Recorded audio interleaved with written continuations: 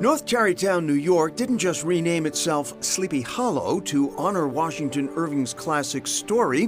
The town continues to celebrate all things Irving. We all feel very connected to the legend of Sleepy Hollow and the fact that he used the names of our neighbors. And I still say our neighbors because I know some Van Tassel's today. One of them is a great friend. So it really does feel like a small town hero that we've sort of protected.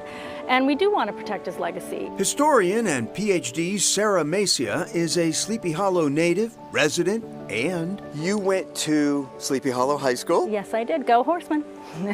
And it is the Headless Horseman that is truly our mascot. Definitely the passer here who did the roughing. When it comes to the legend of Sleepy Hollow and Washington Irving, 2024 and the recent past mark some significant dates.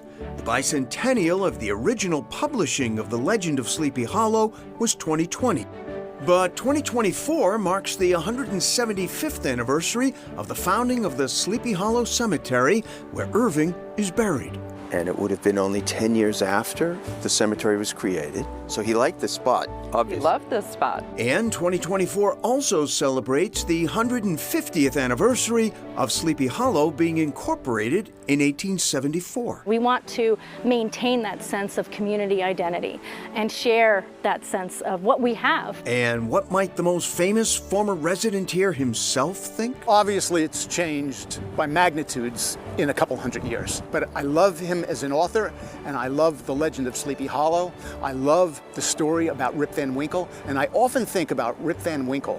When I think about these river villages, what would Rip Van Winkle think if he had fallen asleep 30 years ago and had woken up today? He would say, where's the concrete asphalt recycling plant? Where is the old GM plant? Where are the oil tanks?